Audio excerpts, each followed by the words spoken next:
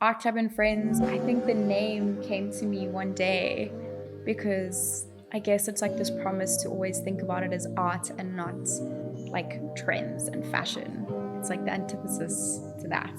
Love that. If you're starting anything, chances are you're going to go through the gray years. It's like the beginning where you've got this great idea, there's something inside you that's burning and saying, I know I have something important to say or do or change or create, but there's a lag to success for most people. And it's that period where you're not being seen or understood. And there's nothing glamorous or exciting to share about that. It's just long and it's hard. And you either decide to quit or you keep going. Robyn Keyser is the founder and creative director of Artclub and Friends, a Cape Town-based clothing and design studio established in November 2016. Known for its unisex quality handcrafted apparel and its commitment to local production, the brand celebrates creativity, community, and cultural storytelling. Despite challenges, Robyn and her team have grown Artclub and Friends into a leading South African label that empowers artists and inspires authenticity.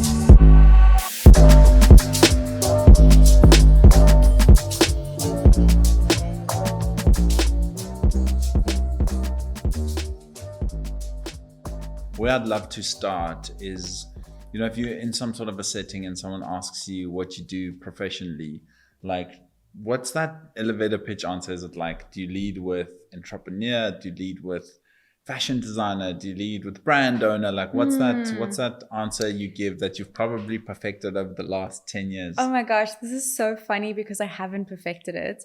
And it's because I'm uncomfortable with all of the answers. So I don't really feel like a fashion designer, although that's part of what I do. I don't really feel like an entrepreneur because that's not why I started Artclub. I'm like an accidental entrepreneur. Kind of comes with the territory of owning a business. You have to become one. But I think the honest truth of what I do is it's a constant experiment to try and find how to make a creative pursuit viable for myself as well as our team, as well as our community. And I guess I'm still working on the elevator pitch. It changes as I get older. I'm finally comfortable with saying that I called myself a founder and creative director of Artclub and Friends until very recently. But I realized that I'm technically a CEO, which is such a strange title for me. But I'm feeling more and more like I've earned it, right? So I'll get back to you. I love that. I love that answer. No, it's honest and it's so spot on. It's so you. I love that.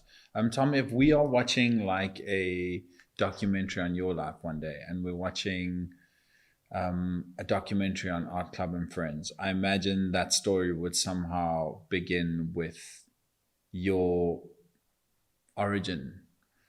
Like, where does your story begin? Or if we're reading your autobiography one day, where do you think that story starts? And feel free to give us like as much early context about you in this answer. I think this is also so interesting. A lot of people don't know that I'm from Johannesburg.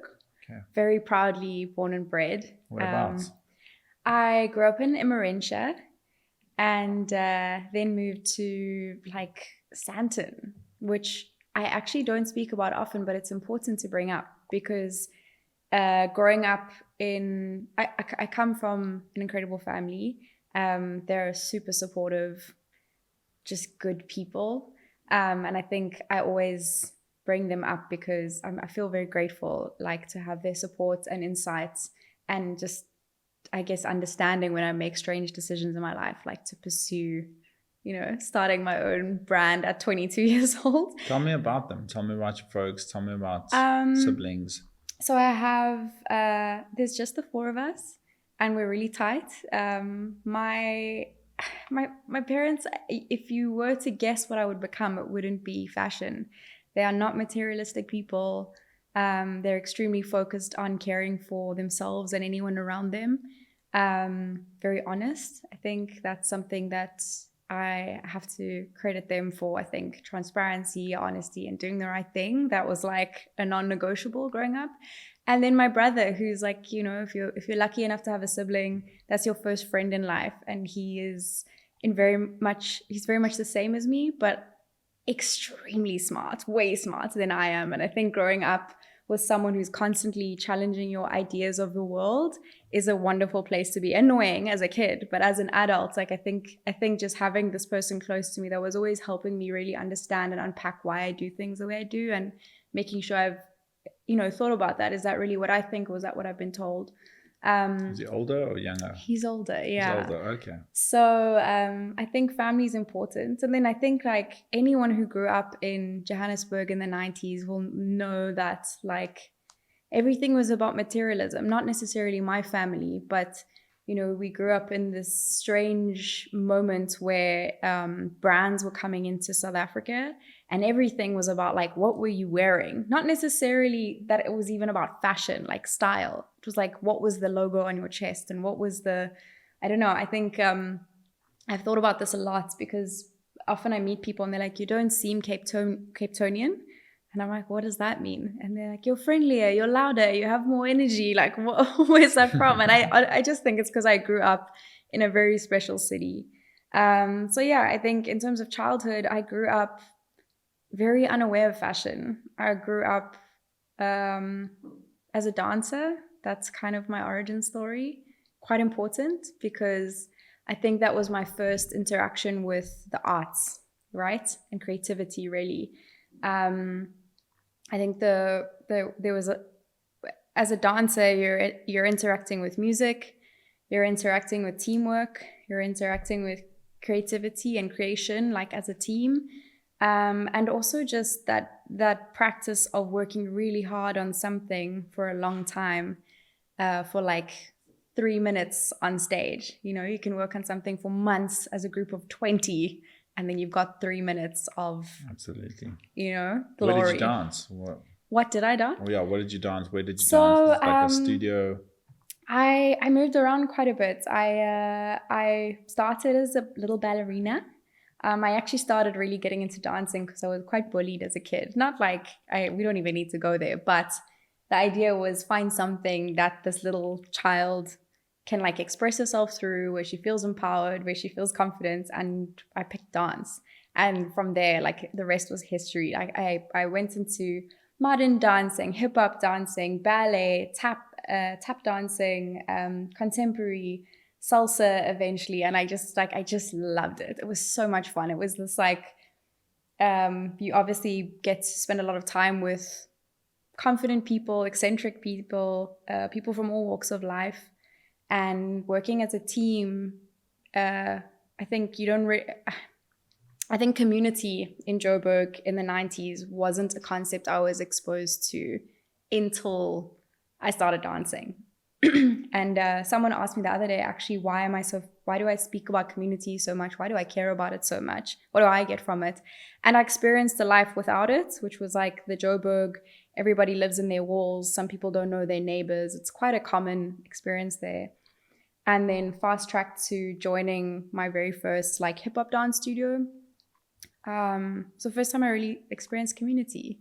So which hip hop dance studio was it? Dance Web. Oh yes. Yeah, phenomenal space. Craig and Mandy, who founded it, incredible people. Yeah, I think anyone who got to experience that space was left changed for the better. I love that. So yeah, I think that's a big part of how I am and why I am Robyn today. I love that. Yeah. And tell me, Robyn, when does the first sort of, I want to call it the bug bite you with fashion? When does it start grabbing your attention, or materials in general, or like what is it that first like grabs your attention? I think, again, I grew up in this family where fashion was not idolized or put on a pedestal. It was very much like I grew up a tomboy wearing my brother's clothes out of choice. And then I think when you're so far away from something, it's way more curious. I didn't grow up reading fashion magazines. I didn't even really know about them until much later in life. I think it also comes back to dancing. I think it was like you would go from like your everyday life to putting on this character, like, depending on what the story was that you were telling or what the genre was that you were performing, you would go into this changeover before you came on stage, and you come alive and you see people respond to it. And that's still my favorite version of Art Club, is seeing it on stage. like seeing it worn by someone who's encompassing this moment. That's my favorite. And I think that's why I don't think it was a very conscious decision in terms of calling it Art Club and Friends. It was like this intuitive hope of like becoming the name. We certainly weren't Art Club and Friends when we started. It was like, that's where we want to go, and we're going to put it in the name and hopefully become it. But it is this idea that what we do isn't just about the clothing. It's kind of it's the vehicle. But absolutely those moments of seeing, because I know how special that is. Yes. So to see an artist who I love and adore and who inspires me feel elevated or excited by something we've created that just contributes to what they're trying to say or do, it's everything. It's 100%. So exciting, even today. But how does that like first, you know, is it a t-shirt? Is it what's the first item, or, you know, is it the name first before you get to the item? Like, how did it come about? Like, what's the first time it grabs your attention where you're like, okay, I'm either going to start a brand or I'm going to create a product? Like, what's the first? That's so interesting. So I've kind of fallen into where I am not through, and I have no shame about this, because some people are like, from the moment I could walk, I had a pair of fabric scissors in my hands. It was not my truth. I was torn between I was applied to study law, to become a social worker. I knew I wanted to move to Cape Town. I wanted to try out a new city, or something creative. But my parents were like, we would prefer if you pursue something that is a degree. So I looked around at creative degrees in Cape Town, and I found this fashion school called Visa here. And I was like, you know what? Actually, what an interesting thing to study. I know nothing about it. I really knew nothing about it. I'm not the best dressed in a room ever. It was like this, I think somewhere in my mind, I was like, maybe there's a world where I can be hands-on and practical. I've always loved building things, learn about this world that I know nothing about. And yeah, I don't think there was a specific piece. I think I actually was studying to maybe see if I could go into doing like stage, like costume design, or like something more for the stage. And then I guess realizing that those stage opportunities are quite few and far between. So I'm going to have to create them. Wow, I love that. Yeah. And so you study for, what's it, 3 years? Or studied for 3 years. You moved to Cape Town. Yeah.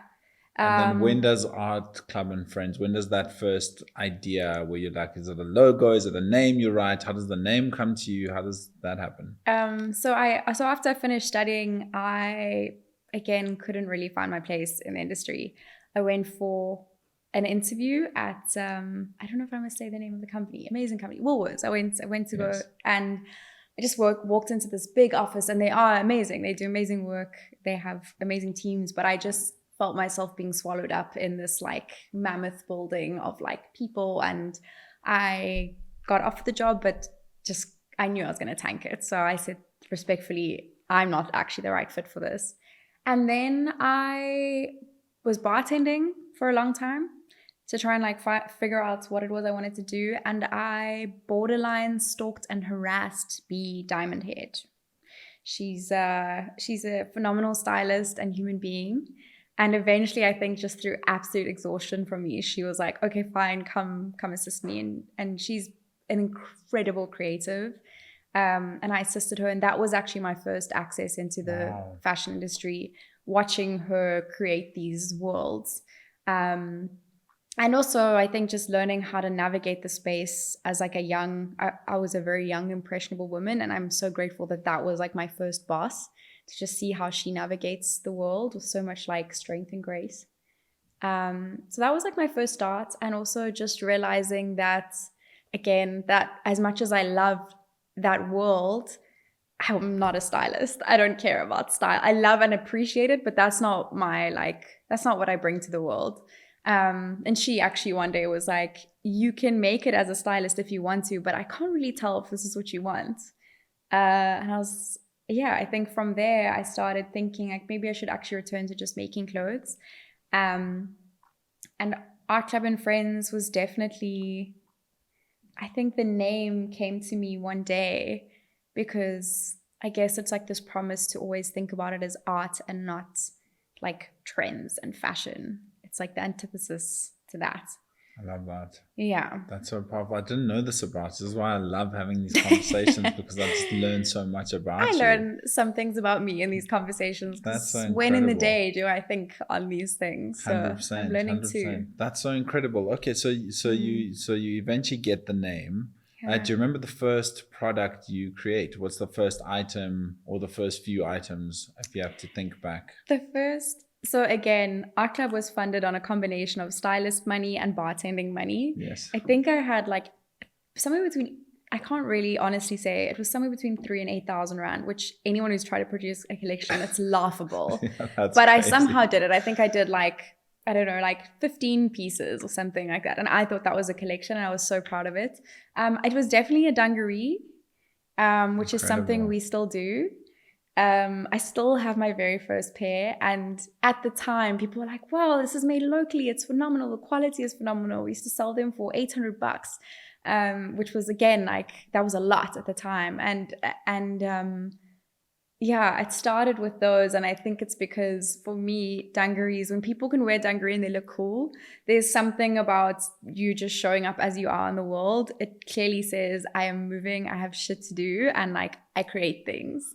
And sometimes they get a bad rap, so it was quite fun to reinterpret that. I think also knowing there were going to be a garment that lands up with paint on them has always excited me, and they do to this day. People send me pictures like with their, they become the thing they wear while they're creating, and that I love too.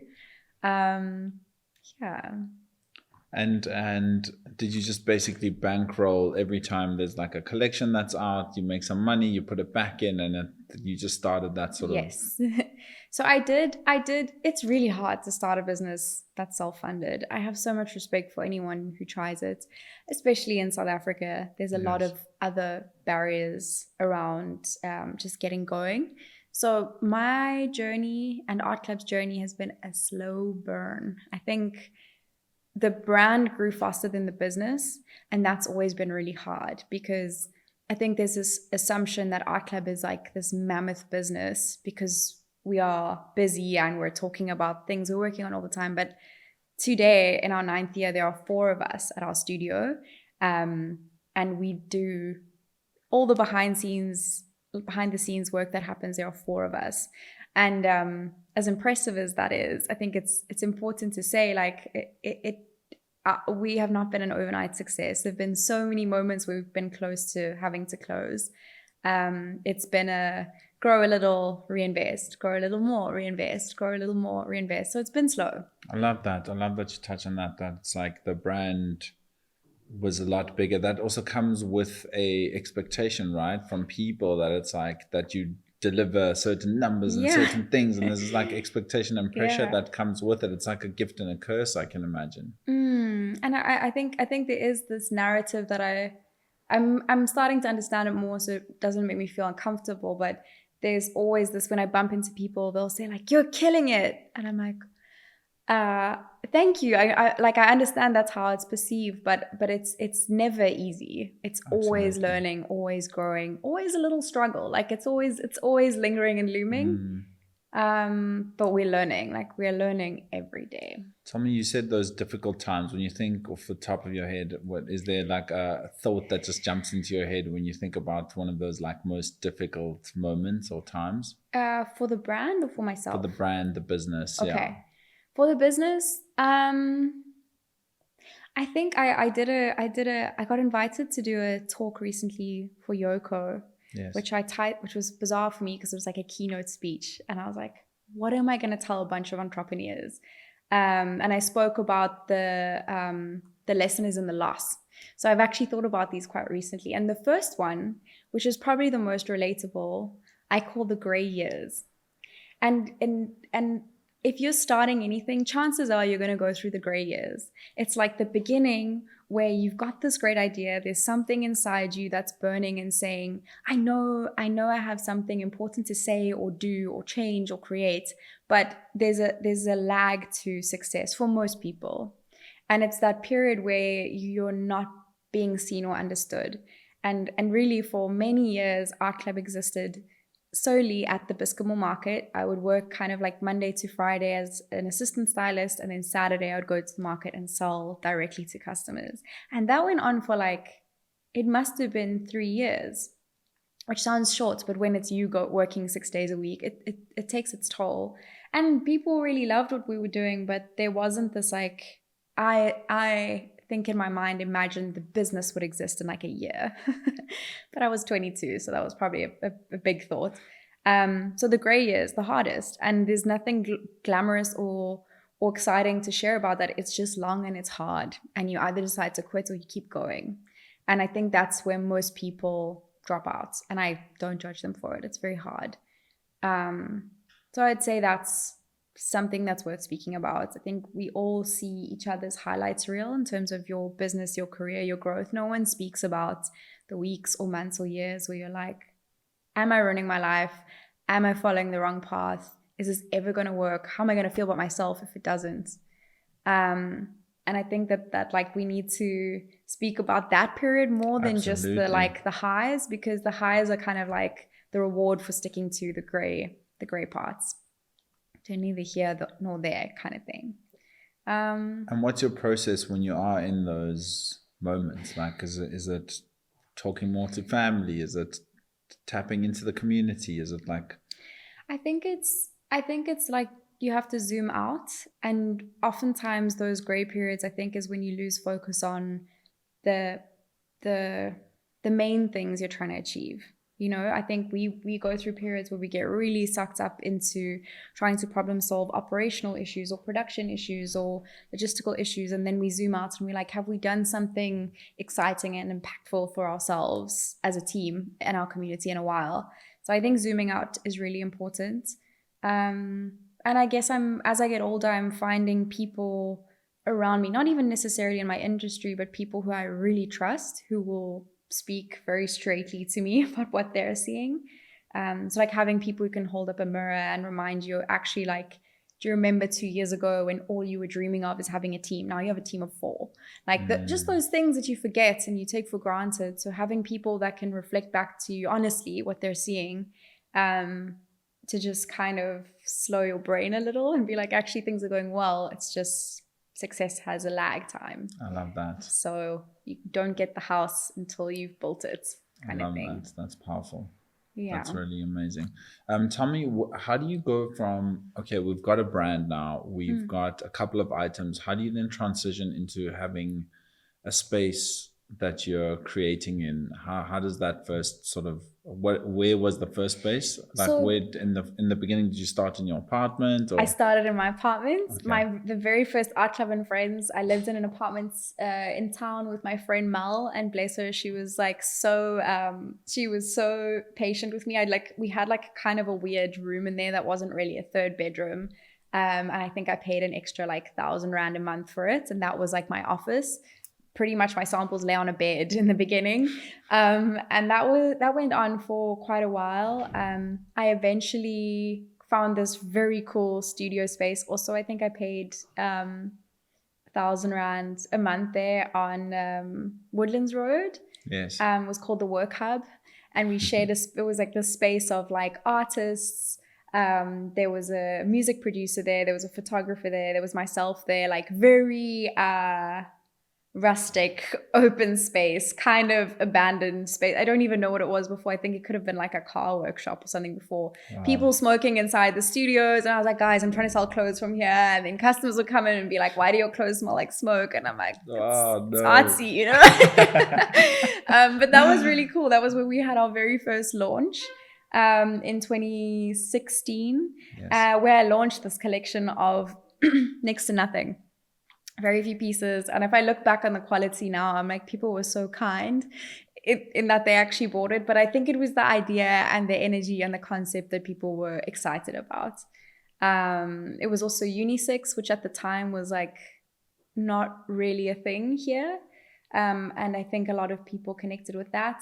And was that a conscious decision to make absolutely. It unisex? Oh, okay. Yeah. I think for me, what I've always struggled with in terms of fashion is I've always loved fashion and I understand it, but I think there's a lot of damage that trends do and a lot of damage around people feeling they need to express themselves in a specific way. I've always been much more comfortable in menswear, not because I have I've questioned my identity or my gender. I just think I've been physically more comfortable in it.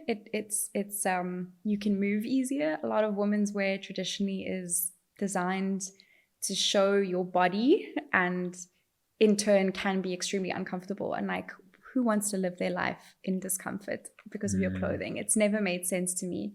So I think that's one thing. And then I also think I've struggled to categorize myself throughout my life. And I think most creatives also move and shift through identities throughout their life as they learn and unlearn. So it makes sense that clothing should allow you to do that too. That's so interesting, because you look at it today, it's like most brands are trying to go this gender neutral space, and that's. I will say that as much as I do believe gender is a construct and all of the above and below, I do think that designing good non-gendered clothing is like a science that young designers are developing themselves, because I always say this word incorrectly, anatomically. Our bodies are very different. So if you like to design one thing that can fit different heights, different shapes, different proportions is exceptionally hard. Absolutely. But so worth it if you get it right. So it's interesting because in the beginning I went onto all the websites I could find to try and understand their size charts. I'm a bit of like a maths nerd, so this part really excited me, figuring out the science behind how do you make a pair of trousers fit. When I say man and woman, I'm just talking about the bodies here. How do you two very differently built body types? And the answer is they don't have unisex size charts. They haven't redeveloped it. They've taken men's size charts and they just say it's unisex, but they haven't changed a thing. Wow. So oftentimes if you buy unisex, let's say sportswear or whatever, as a woman, you'll put it on and you'll be like, something's not right. It says unisex, but I haven't been thought about in the process. So that's been really hard and probably slowed us down in our journey because we care so much about it. And pattern makers are like, why are you making your life so hard? CMTs are like, why don't you just make menswear and women's wear? But for me, it feels strange saying this is for you and this is for you. But if you like that thing, it's not for you. Like, that doesn't make sense. I love that so much. Yeah. And I feel most comfortable. Like, I'm always drawn to menswear. And I've never really unpacked why. But I think it's got a lot to do with quality. Menswear is... there's far more focus on quality. Really? Absolutely, because men shop less frequently. So they will put more into like a simpler garment that's well made because they know that person wants to keep it in their closet for longer. Whereas women generally will prioritize trend, color, fits, but they have so much of it that they don't wear it hard, if that makes sense. Yes. So I think the quality for me is a big thing, and the silhouettes are just strong. Yeah. I love that. Yeah. Tell me about the first time you met Ricky Rick. How did that happen? So, oh man, I was again pretty close to quitting. I was in one of my studio spaces, and I was in the gray years, deep in the gray years. And I was applying to get into stores and no one was letting me in. And then I got into one store and they folded, and it was just like a series of closed doors for a long time. And I'd actually created a collection that I was trying to produce, but I didn't have the funds for it. So it was like sitting on a rail, 2 rails actually. It was mammoth. I don't know who I thought I was. And the team from AFI called me to say, hey, we have this young designers fashion week thing that we're going to plan. Would you be keen to take part? And I think they called me like 2 weeks before. And I was like, luckily I actually have a collection laying around that's never been seen. So I said yes to that. And Ricky was part of AFI in terms of supporting local fashion. I think he always championed anyone doing anything cool. He would always take the time to plug you, as people say. And they called me, I think, a night or 2 before and said, hey, Ricky's in town. He wants to like pop into a couple of designers and like look at their pieces.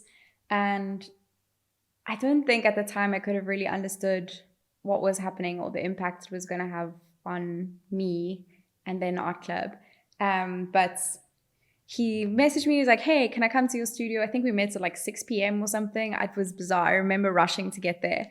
And he was there with a group of his friends and we hung out for a couple of hours. He tried on everything. He was so encouraging and he was like, these designs are crazy. I bet you people don't even get these. And he was like, are you struggling to sell them? I was like, yeah, I'm struggling to sell them. And he was like, okay, we can change that. Like, people just need to get it. Like, once they don't change you, once they get it, you'll be okay. Wow. And he kind of took me under his wing that week. I went with him to one of the fashion shows.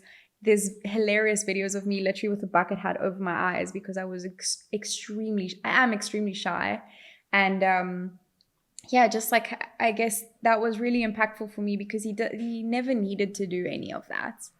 I think about it often, like someone who achieved so much success, separated so much of his life to work with young people, encourage them, listen to them, find out what he could do to kind of just amplify you a little bit. And it had a really big impact on me. And I've met so many people that had similar experiences. I remember the image of him. I think it was like a front bag of sorts. I think he had on his chest and had the A in the front. That was the day we met. It was at my studio. I remember that image, so like making the rounds, and I remember going like, "Oh, what is this brand? Who's this? Like Ricky's pushing this hard." You know? Actually, when he passed, there's a I can speak about this now with humor because I know he would find it funny. There was this image of him wearing this black dungaree that I'd only made one of it. I'd made it for another artist who contacted me, then ghosted me and was like hanging in my studio. And he came and he was like, I want that one. I was like, it's actually for this other artist. And he was like, have they paid for it? I was like, no. He's like, then it's mine. So he took it and he wore it to Fashion Week. And the amount of people that wanted it then, and I was like, I bought 2 meters of this fabric. I can't make it again. It's done. And then when he passed, the amount of people that messaged me asking for it, I was like, guys, just have some respect here. Like, that was a moment, such a special moment. I would never recreate that piece just because like it found its way to the right person, you know. I love that. That's beautiful. Yeah. Thank you for sharing. Talk to me about Project One. How was that? Like, that was your guys' first take on a shoe, if I'm not mistaken. Tell me about that process, because I can imagine it's one world, like tackling clothes, and all of a sudden you get into anything footwear. It's like a whole different dimension, really. So probably one of my beige flags is that I want to try everything. Love that. For those who don't know what a beige flag is, it's not a red flag. It's just something that I shouldn't probably do as a business person, but as a creative, I can't help myself. Like, I want to do perfume, I want to do furniture, I want to do shoes, I want to try everything. But from a financial perspective, it often is like, to create something good takes a long time, a lot of resources, and often a lot of learnings. So we worked with a shoemaker in Joburg, and it was a tricky process. The interesting part about it was, as soon as it was the first time we'd ever done a pre-order, and we got, which basically means you don't have the stock yet, you take in all the orders, and we had like a promised delivery date. Turns out I don't know if you remember the riots, like the nationwide riots and strikes. There was looting. Specifically, there was quite a bit of it in Durban. Yes. That was the exact week that we shipped off all of those shoes. Oh no. So we were like, I think we shipped off 60 pairs around the country. And people were, we were watching this footage on TV of like our specific couriers' trucks being like looted and boxes getting taken out. And we were messaging to see where they all went, because we'd obviously collected the money, paid for the shoes that potentially were now stolen, and then we're going to have to refund all of that. Luckily, I think it was only 2 packages went missing and we were able to resolve it. But it was honestly, running a business in South Africa, you have to have a great sense of humor and a lot of resilience. And like in those moments, I mean, where else in the world would you anticipate that in the rollout of your first drop of something? 100%. But honestly, I look back on it so fondly because people still wear those shoes and have been asking us to remake them. We paused on it as a category because it's one of those things that's really hard to create perfect because they're handmade. There's a lot of things that can go wrong in the process. So we've actually paused that and this is like, I think actually it's so interesting that you brought this up. No one's ever asked me about it, but I think in trying to like find your feet as a brand, there's a lot of trial and fails. There's got to be, otherwise you're just mimicking someone else's work or process. And I guess the fails don't really come up. People put them in a box and move on quickly and like pretend like they never happened. Not that that was a fail, but it was a big learning curve for us. We're starting that process again, but again, to produce shoes at small scale is near impossible. And we don't do anything at big scale. Sure, that's so interesting. Yeah, but I love that that's the direction you guys took. It's so you. It was like just so different as well. You know, you would imagine most people coming with like some sort of sneaker silhouette, and you guys are like, no, this suits the clothing more. And I love the direction you guys took, and you should do it again. I think it'll be amazing. Thank you. Tell me about a few more questions before we wrap up. Tell me about the future. What's coming next?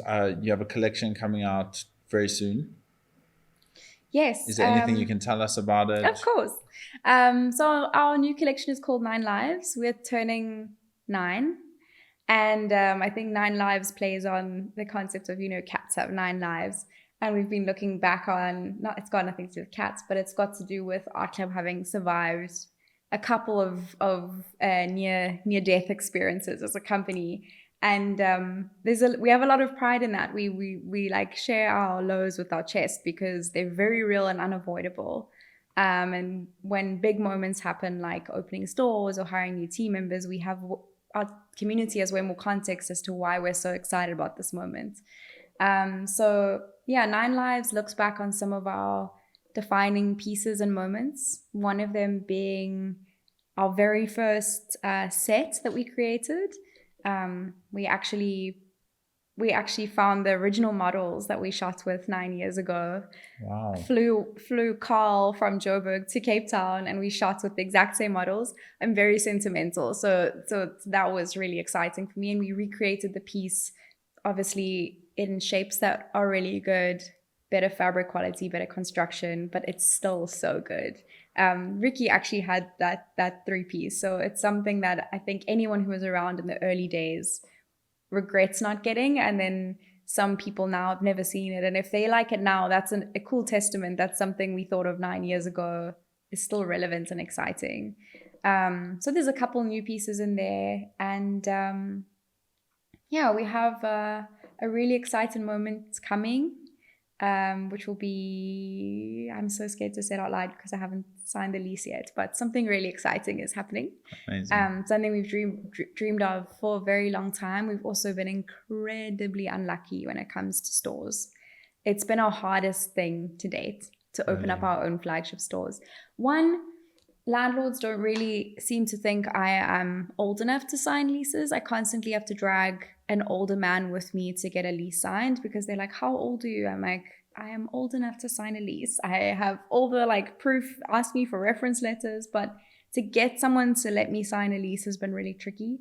And then our first store we almost opened was at 44 Stanley in Joburg, and we were supposed to open coincidentally a week after we went into lockdown. So we lost the deposits. But it was okay. We survived. And then Cape Town, it's really hard to find good space. We want space we can actually host our community in, safe space, accessible, really hard to find. Absolutely. So, yeah. But something's brewing. Something is brewing. Amazing. I love to hear it. Yeah. We're going to manifest now. What are some dream collaborations with personalities in South Africa and personalities abroad, with brands in South Africa, with brands abroad? If you had to pick 2 on each side, who are some of your dream collabs that you think, if myself and this person were in the same studio and same room, we would make magic? I mean, I have, it goes without saying, if you know me or you know Artclub, I have such a deep love for Nike as a company. Not today, not yesterday, like since I was a kid. I've just always loved their optimism as a brand. And I've always loved their focus on innovation. And I think as a small business, innovation, you can innovate, but on like a big scale in terms of fabrics and technology. I have such a respect for how much they've changed in the fashion space in their short time as a brand on this planet. We already work with them in like a small capacity, but when Tanya and I were in Paris last year, we were incredibly lucky to go to the secret venue of theirs that they have, where they invite like young creatives to come and like they tour some of their new collabs and their new tech, and like everything they do is just so cool on the ground. Like it's not shouty and showy, and yeah, like the fact that they have a venue that's just for people they want to engage with, that's not open to the public, tells you a lot about them as a brand. Absolutely. When you meet their team, and we met a couple of the team members from the Portland like head office, the design studio, and just like really, really incredible people. So that's a brand I've always followed, and I'm always watching, specifically from their like innovation and tech. They are huge now, which I don't envy the role of running a brand that big. I don't know how anyone does it. So I think they've got some exciting challenges ahead to solve for, but that's definitely number one, always has been. Really? Yeah. Love that. Yeah, but it's hard. They're massive. Yeah. We're just like some guys in Cape Town, you know. Yeah. No, but that's everything's possible. Yeah, I believe that too. 100%. I believe that too. And any people that you feel like if you were to collaborate with, you guys could do something special, whether local or international? Hey man, one of my favorite artists who's a friend of mine, I'm going to say this with my chest because I love him. Since I met him, he's just like, he's actually, we met through a conversation about Ricky, which has been a theme in my life. I've met really great people via and through him, which tells you a lot about like the people he surrounded himself with. Meglera. Yes. I think there's a few artists you come across in your life that are just so brave, and they're like so steadfast in their vision and their message. And we've actually been meaning to work together many times, and I hope we get the opportunity, because I think he represents something so real and important. And I've seen how younger kids respond to him. And again, like I've really always believed that artists, when they have an important message, can get through to people in a way that no one else can.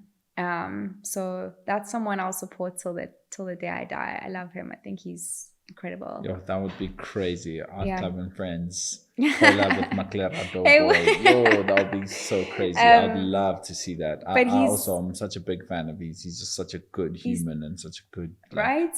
Hard to find someone who's doing so well and is still incredibly kind, looks out for the people around them, doesn't have he speaks very truthfully about who he is and how he sees the world, and I really, really appreciate that. I wish we had more creatives like that. Absolutely. So speaking of collabs, you guys had this massive campaign or collab with Mr. Price. Tell me a little bit about that. How did it go? It went amazingly. It was an interesting one for us because first of all, if you're South African, chances are your first relationships with fashion would have started in Mr. Price or a space like Mr. Price. It's completely accessible for most South Africans. I think they have spent a lot of time thinking about their production and like how it's made, where it's made. They're even producing in South Africa again, which I think is awesome. I didn't know that, really. Yeah, wow. Neither did I. So when we started having the conversation with them, we had very transparent questions and concerns. Where will it be made? What will the quality be like? How many units? And initially it wasn't like an instant yes, because we represent like small scale production. So when we had the conversation, we said, why don't we treat this as like a research project? We will share what we know from a design perspective and a community perspective, and definitely it's got to be a non-gendered collection, which was the first, that as far as I understand, the first one that they've ever done, which has a whole bunch of logistical nightmares because everything is split into two. Yeah. But they found a workaround for that for us.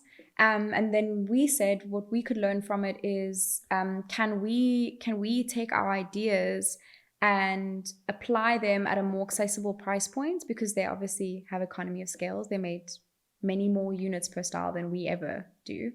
And we found this, it took 2 years. Wow, really? That's the other important thing. It was not a rush collaboration. We worked on it very slowly and intentionally with their team, who were phenomenal, to bring the best of what we can do and what they can do together. It really was a collaboration, and sometimes people call things a collaboration. We worked hand in hand with them for 2 years. Incredible. From the designs through to capturing the collection, through to who it was shot on, how we rolled it out, everything we had a say in. And it was a resounding success. We're so proud of it. I mean, I see people everywhere wearing that collection, which is just because of the scale of it. I've never experienced that before. And I can walk past someone in the street who doesn't know who I am or what I do. And I'm like, oh my gosh, that is so beautiful to see. So I probably, one of my proudest things we've achieved. It did exactly what we set out for it to do. And I think it's proof that there is a world where commercial fashion can be more intentional and thoughtful and accessible. Absolutely. I don't think it needs to be either or, not in a place like South Africa. I think that was the first time we felt that way. And I think that's why that collaboration was so important. Amazing. It was the first time we went like, maybe there is a world. Because every other time we hear about something like this, it's like, oh no, one of these brands has ripped off some local designer's thing and this and that. This was like the first time it felt intentional. I also want to take my hat off to Mr. Price. Like, you know, whoever championed that within the company, like that is a very important move, because that is how you change sentiment, and that's how we change and we innovate, you know, is doing things like that. And to hear that it was a 2-year collaboration, I would never have thought that, you know, you don't get to know that, you know. No, customer facing. It's like that's incredible, and that speaks volumes. And I think also a lot of designers have this this need or want to be seen as like a luxury designer, or like my great ideas come with a great price point, and that is okay. But I just think in South Africa there has to be more design for the masses. Like more considerate design. I think it's harder because you can't just add everything and then mark it up, and if it comes to $5,000, it comes to $5,000. That's kind of more where we sit. We build our best ideas and we cost them thereafter. We have like a fixed markup. If something costs us a lot, we hope and pray that people see the value in it. But our units are so tiny, so to do what we do is expensive. Absolutely. It was a completely different way of designing and thinking for me. So I really love that challenge. I hope I get to do something like that again. It was just different, going, okay, these are our parameters. What's the best thing we can do within those parameters? And yeah, I'm so glad so many people responded so positively. No, I love that. I completely agree with you. There has to be, you know, it doesn't mean your whole business model needs to change. It's just like making it accessible is such a beautiful thing, and making it, especially representing our country and being able to be accessible, that everyone, like, I mean, I think Kanye West has done that incredibly well, you know, from that perspective. Tell me, if we are, this is a super important question. If someone is listening to our conversation today and they see themselves in you or something along your journey, I know no two journeys are the same, but if someone's listening and they may be in the beginning of their journey and they are starting that first collection and they are in those, what do you call them? The gray years. They're in those gray years. And similarly, if you're speaking to maybe a version of you that's stuck in those gray years in the early days, what's like a bit of advice you would give someone, or a different version of yourself, or someone stepping into this world? What's a couple of words of advice you would leave them with if you had an opportunity to sit with someone like that? Oh, okay. That's a great question. Again, I don't give advice.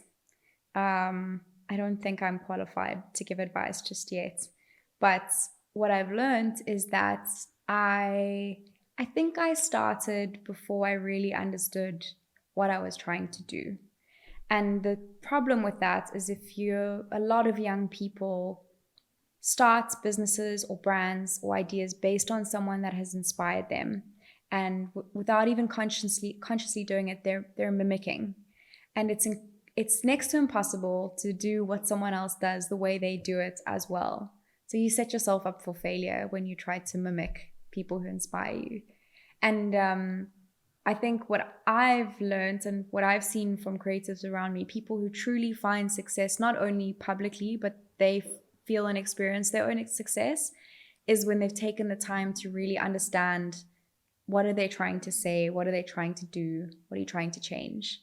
There's this old school theory that you only start a business if you can do something that's already being done better, or you have something new to do. Otherwise, go work for that company or that creative or that someone that inspires you. So I think for me, it's slow down and really understand what you're trying to do, because I think I started a clothing brand because I'd studied fashion, but I wasn't actually trying to build a clothing brand. I was trying to build a world that existed, that was proof that things could be done better. You know, I wanted to, I'm still in the process of learning how to build a company that serves all the people that create for it, the people that are part of it, and the customers around it, and also has to have a greater impact than just the clothes themselves. That's what I was trying to do. I don't really eat, sleep, breathe fashion, and you can see that in our clothes. So I think for me, I love meeting people who've taken the time to really listen to their inner voice and have a good understanding of like what is the impact they want to have throughout their life. Picking something that they're willing to fail at, that's really important, because at some point it's going to feel like failure. So you need to still want to keep going even if it's not going well. So I think, to try and summarize, I think don't undervalue how important it is to really understand what you want to spend every day of your life doing. It's a lot of time that you commit to it. And it blows my mind how quickly people just start up and close companies. It's almost as if the thought is, what can it do for me versus what can I do for it? Because you work for your company. So yeah, I've met some incredible young people that are thinking differently at the moment, and they're going, what problem can I solve in my community? Or what legacy do I want to leave behind that supersedes the financial gains of it? And I really hope to get to a point where I can help people figure out what that is for them, because we spend 5 out of 7 days working on average. It's your whole life. So it best it be something you really care about and can really contribute towards. And I think there's this rush to figure that out. And I've only really understood what that is in the last 2 years. And that's years into running my business. That's powerful. Thank you for sharing that. That's really incredible. So if you were to start today, just so we can give people that practical advice, if you were to start again today, it's 2025. This is your first day on the job. How would you tackle? First day at your own job, as in your own company. The first thing you have to figure out, and I sound really, I'm not going to apologize. It's really important. Figure out your why. Why are you here? It doesn't matter whether you're spiritual, not spiritual, religious, not religious. Every person, I truly believe, has something unique to offer to the world. And I think it's the only thing that's going to bring you fulfillment. There are many other things that contribute to that, but without doing something that you truly care about, you're going to be lacking in your life. It's going to be hard. So figure out why you're here. What's that one thing your whole life you've always cared about more than other people? And, there's an incredible guy, Simon Sinek, who I actually did a course of his called Find Your Why a few years ago. He's got TED Talks. He's amazing. And he speaks about how your why is unlikely to change in your life. It's probably the thing that as a kid you cared about more than the people around you. Maybe it's something you lacked in your life, and then you spend your whole life searching for it. And for me, maybe that was community. I think I only experienced community a little bit later in my life. In my sort of early teen years, and I was like, wow, this is life-changing stuff. And here I am trying to create a community. one that I'm proud of. So yeah, figure out why you're here. I love that. Tell me, my last question to you is, how would you like to be remembered?